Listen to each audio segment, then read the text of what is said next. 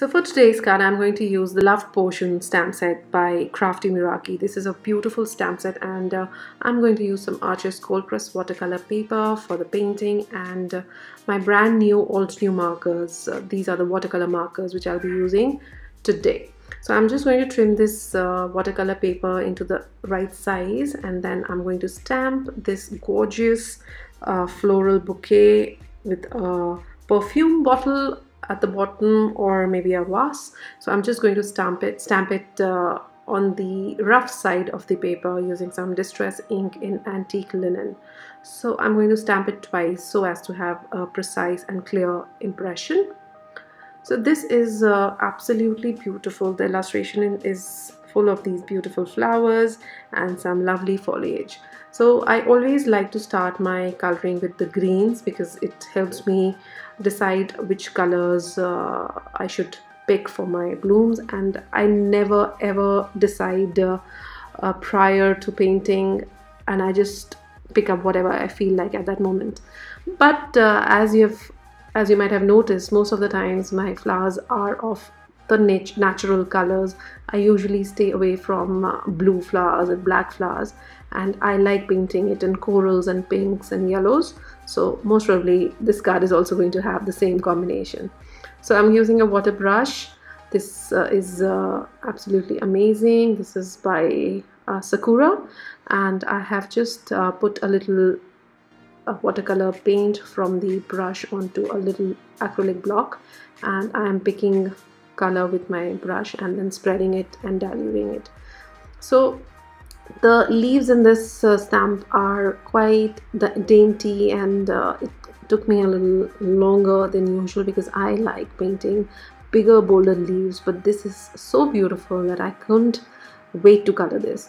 So I will stop speaking here. I'll add in some music. You can see how I paint this beautiful illustration from Crafty Meraki, and once this is done, I will come back and we will finish the card together, adding some more techniques into it, and I hope you enjoy the process.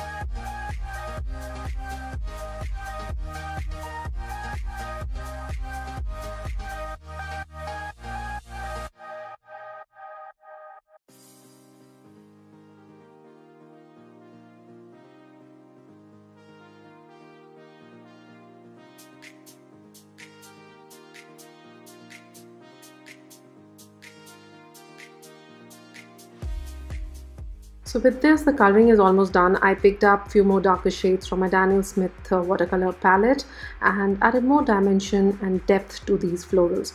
Now I'm going to use a sharp pair of scissors. This is by Cutter B, and I am going to use this scissor to cut out this image. And I love fussy cutting, and this is how the colored floral bunch looks. I'm going to add some more paint splatters and some white gouache splatters so as to add more effects and textures on the coloring.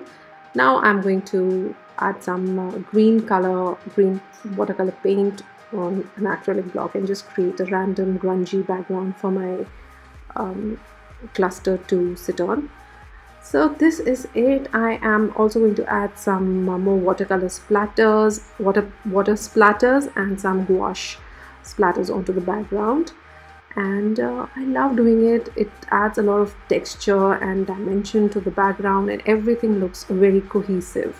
So with this, the only thing remaining is adding a sentiment, and I also selected that from the Love Potion stamp set. The sentiment says, words cannot express my gratitude for you. I am going to heat emboss it with some white embossing powder on the same watercolor paper, and then heat set it. Now I'm going to add some green color on top of it so that you can actually read it well. With this, the card is almost done, and I had a lovely time painting this. I hope you enjoyed it, and if you did, and if you wish to see more such videos, please subscribe to my channel and leave me some comments. I love reading your comments, and they really make my day. Thank you so much for stopping by, and if you wish to purchase these supplies, I will also leave the link to all the supplies in the description box. You can just visit craftymeraki.com and get this beautiful Love Potion stamp set. Thank you once again for stopping by. See you soon. Bye bye. Take care.